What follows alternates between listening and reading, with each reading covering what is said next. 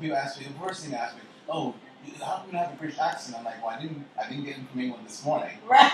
You know? You have to get Atlanta. Yeah, and you have to kind of know your and know how to work it. And so you worked hard to get rid of it as a kid. I didn't, only because at that time, right. It was a little traumatic, and they were actually trying to beat me up. Yeah. Wow. You know, it was this brown skin kid with this English accent. They had never seen anything like that before. At that time. I went to a British board and had a very heavy Bronx accent, and I got beat up. And I'd say tomato. Right. Yeah. Tomato. And actually, I had trouble. Do you have relatives in England still? A few, yes, I do. Do you visit? Yeah, actually, I'm planning a big trip in about. So do you drink tea? I do, but I like coffee also. Yeah. I do drink tea, but that's because you're in New York now. Yeah. I don't like it with milk though. Tea, I don't like it with milk or sugar. I just kind of. Me too. I like it plain. But when I lived in London, everyone would always say she could not make a proper cup of tea. I never could make. I'm like, what am I doing wrong? You know, like with the bags, you have to do it. Oh, they have such a thing. Yeah. It's like you know. Oh, I don't even want to say. It's like just okay. Yeah. So about the experimental dance group, we actually have a show coming up. When's that? This Memorial Day weekend. Where? At the Theater for the New City. Oh, I love that place. 155 First Avenue between East and 9th and 10th Street. East and 9th and 10th Street. Not just East 9th Street and 10th Street, but East and 9th and 10th Street. And we'll be performing 4 numbers. 2 o'clock, 2:07, they tell me. Okay, but 2 o'clock is... 2:07, they told me 2:07. Oh, really? Yes. Well, 2:07 is a good number because 2 plus 7 is 9, and 9 is 3 threes, and 3 is my lucky number. So anything that's a 9, works for you, that's works a for lucky me. Number, exactly. And the doors open at 1:30. 1:30 and 155. And how many kids are in the group I have right 15 students now? in my group. And what are their ages? From, you know, it's always weird when you ask me ages, but they're from 2nd grade to 5th grade. Right. So I have a lot of kids who have been with me for 4 years and they're going to graduate. So were they like superstars? Some of them have you know, all of them have potential. But they're all passionate. They're all passionate. They work hard. We do reports. I make them do reports on different dance persons, such as Alvin Ailey, Catherine Dunham, Arthur Mitchell, Debbie Allen, the Nicholas brothers. They all have to do a report each semester. Debbie Allen. And Twyla Tharp. Fame. Yes, and if you want fame, you gotta study Debbie Allen. I mean, fame costs, baby. It does. This is where you start paying. Not everybody is Miley Cyrus, but she works really hard. But I mean, born into it is what I meant. You know, I want to work with kids, and I work with kids who aren't born into it. That's what I mean. And actually may not have the opportunity to get into it, and so I'm giving them a chance to kind of really work. And I work with them, but I teach them. So are those on the Facebook page now? Yes. Oh my gosh. Facebook page, they are experimental dance group. The cutest group, and those costumes are gorgeous. Well, I do everything, you know. You make the costumes? No, I don't make them. You pick them out. I'm not that fabulous. All right. Well, you are. You know, but I have to do the choreography and do the bookings and order the costumes and do the makeup and basically do everything. I do have an assistant this year, Jasmine Dinkins, who has helped me. Is Ray related to David? No. As far as it hasn't come. You know, but she's helped me. Well, we don't have the website yet, but we do have our parents working with us on the website. But they do have a Facebook page. We have a Facebook page. The Experimental Dance Group. Oh my gosh! When you see this lineup, they look like the future Rockettes. That's great. Okay. They do. With a little more color in there. With a lot more color. And I love that I'm able to reach different audiences. And it's very diverse. Life is diverse. Exactly. You can't really live in this little bubble that some people try to live in. I mean, not at all. Really real. Have you ever met Gary Christ? No. Gary Christ is a dance teacher. I love your shoes. Thank you. Choreographer. So when you were doing gymnastics, where were you? I was actually at Bayside High School. Okay. And what was your best part? What were you good at? I was good at the floor, but I made my parents. I didn't make them. I asked them. I said I have to go to this gymnastics school in Pennsylvania called Woodward Gymnastics School. It was actually a very good school, and you have a lot of kids that are in the nationals and really going for it. There? Yeah, and actually went, and I ended up being a lot better. So my teammates loved me a little bit more. So I'm kind of like. You're like a jockey. You would have made a good jockey, right? Yeah, I probably would have. Yeah.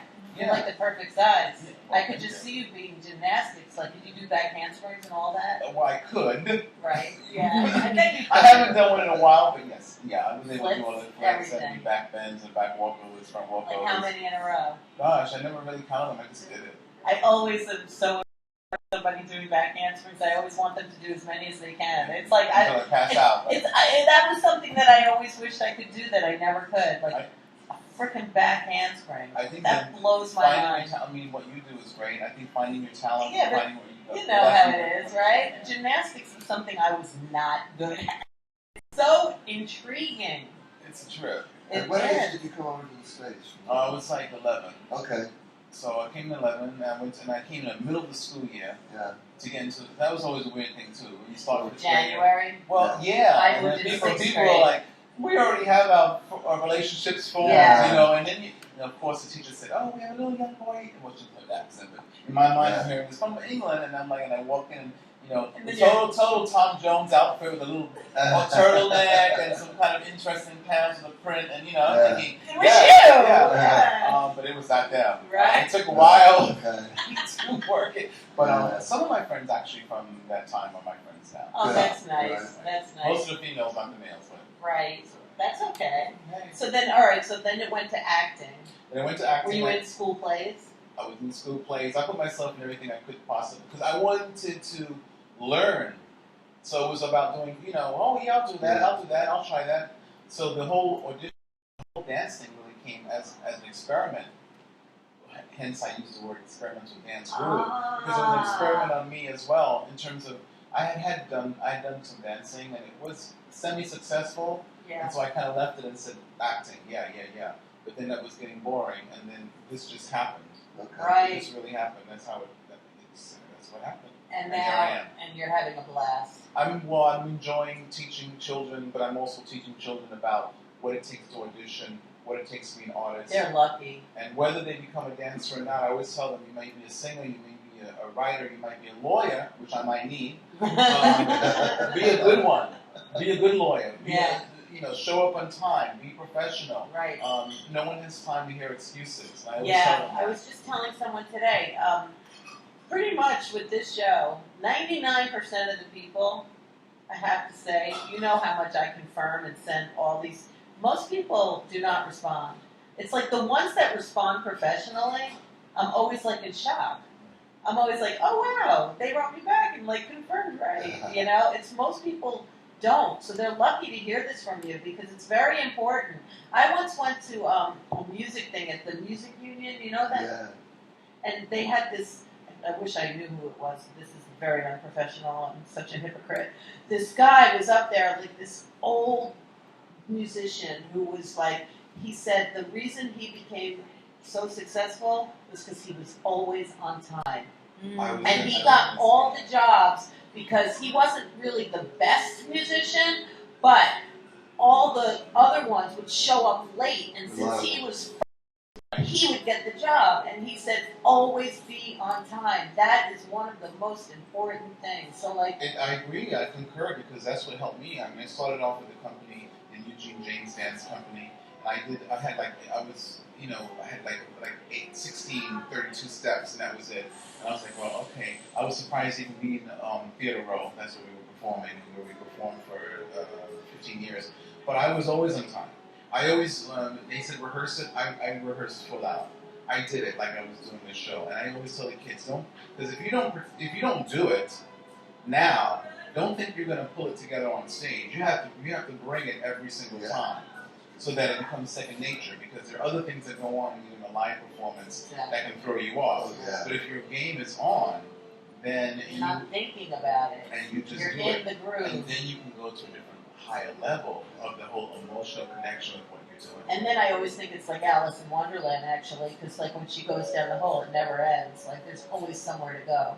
Well, you should say that. As an artist, there is always some place you should try to go. No matter how many Tonys or Grammys or Oscars. Like this guy, I'm telling you, you watch him play guitar and it's like you think you might not. I mean, I know I'm not the best guitar player, but I just can accompany myself. But when you think you got something that you never could do before, then you watch someone else, and it's like, oops. Something to work towards. Always. It's so true. And can we just say when Alan's playing, do you know who this man is? He wrote this song that I'm sure you heard of. Pretty sure I did. I know a lot of music, so Did you ever hear of the song "I Love Rock and Roll"? Yeah, Miley Cyrus has done it. Yeah, exactly. He wrote that song. I was a original artist, 1975. Oh wow, good time for me. In more ways than one. Wow, okay. It's always good to be Yeah, exactly. It's what it's about, The reason man. I mentioned Gary Crisp before as a choreographer is that he did the choreography for the Meatloaf show I did in 1988. Oh, okay. And, you know, we were a bunch of people who didn't know how to dance, but he taught us the moves. That's always a good choreographer who can actually take and make them feel like dancers. Yeah, especially with a guitar on, it's hard to do those choreographed moves. Like Prince's band all do that, you know? Yeah. It was hard for us to learn that. It's hard enough just to play the stuff. And then also, you know, watch the cues and do your choreography. Yeah, people think it's easy, and No. it's quite hard, actually. Yeah. I mean, you obviously conquered it. Done my best. So when are you playing, Alan? I'll be at Choga in New York City on May 29th. May 30th at the Fifth Estate in Brooklyn with the band. Sidewalk Cafe June 4th with rew. Yeah, I follow you that night. We're together on the same bill. Cutting Room, the British are coming because my band, the Arrows, are English. And So we're coming and we're here. June the 11th at the Cutting Room. And the Rock Shop Brooklyn on June 26th. Nice. It's supposed to be a great place. Looking forward to it. From 4th Avenue. That's cute. So, yeah, you might remember the Arrows when you were in England.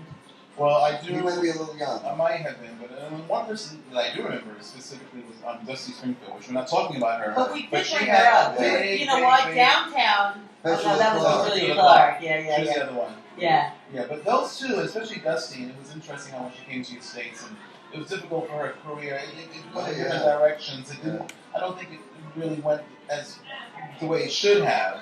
But I think a lot of artists now, like when we hear Adele and a few other artists, they actually are linked to Dusty in terms of they remind us, or those people who remember Dusty's music, of Dusty. But I think Dusty actually had something very special. She did. Right. She was more embraced in England than in the States.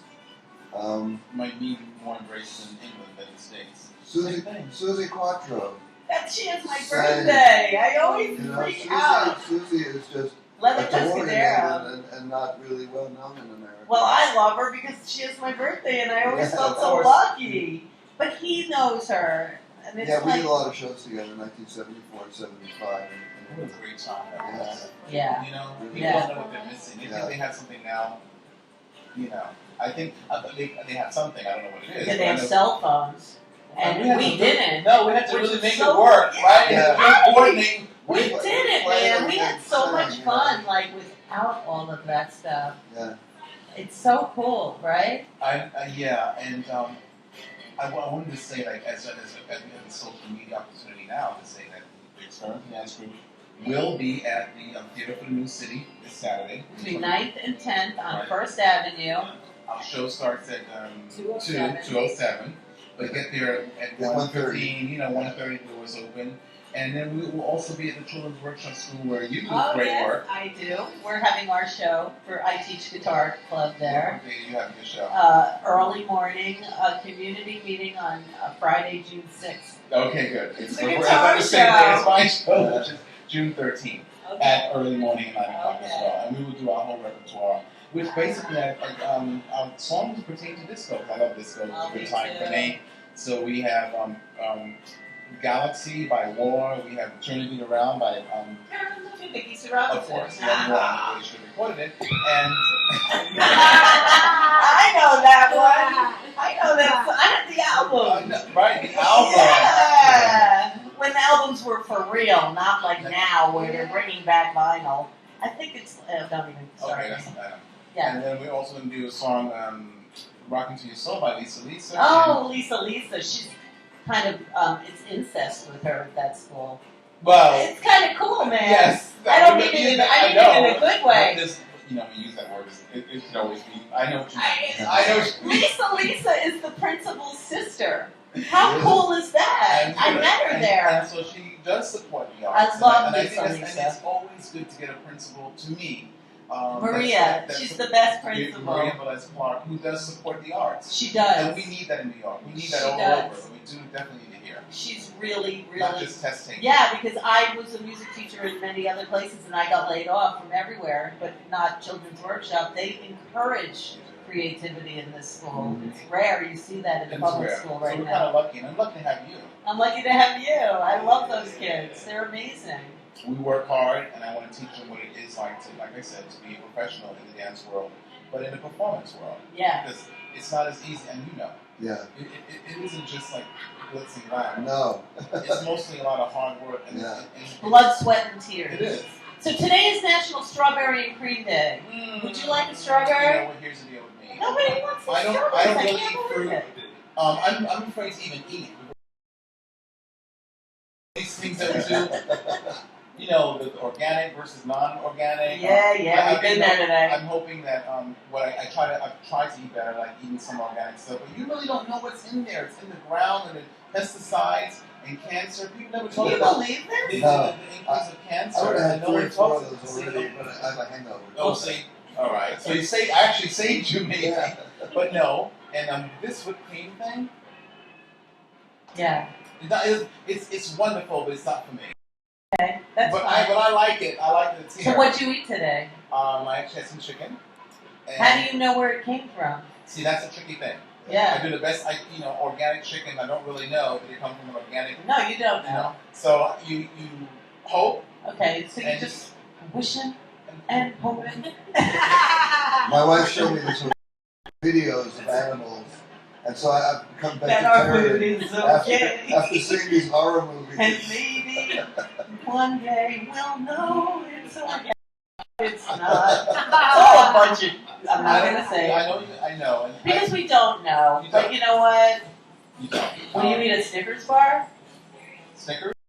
Candy bar? I stopped eating candy like that because it has corn syrup in it. And it doesn't work well for my system. Okay. So will you eat, what do you eat? The question is, what do I eat, right? Yeah. Eggs. You eat chicken and eggs. eggs. Fish. I always usually bake. Now, is it fish with or without mercury? Ooh, I've gotten into that too, actually, to find out which would be the farm raised. I'm kind of a wild type of dude, so I'm going with the wild. But I did do some research, and the farm thing is questionable. Everything is. Yeah. Unless you grow it yourself, but then you have to find a plot of land that has no dirt in it that came from the... I know. And can you really see me as a fisherman or a farmer? No. But we love Will on our show, and he's Mr. Farm Aid. Well, I love it. No, I mean, I don't dislike it. I just know what I do. I agree, and I agree with all of that, to be honest with you. It's just, you just don't know. But you have to pick your poisons. Pick your poisons, do the best you can, eat well, and would you like to push a button? I'm always pushing people's buttons, so... Anyone you want. Okay. There you go. Yeah. Oh, and we got to thank everyone for this wonderful. Thank you so much for being here. Yeah, Brian Scott and the Experimental Dance Group. I want to thank Patrick Salt Ryan, Jan Tilley, Angie Bowe, Jill, and of course Alan Merrill. Thank you. And Caroline Stewart. We couldn't do it without Caroline. And everybody, Otto Shrunken Head, you. We will be at the Branded Saloon this Friday and back at Otto's next week. And then lots of things in between you can always find out if you read our Facebook pages. Hopefully they do. They should be. Who cares?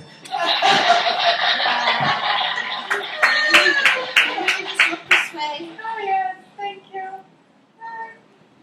Thank you very much. That's a cute back of your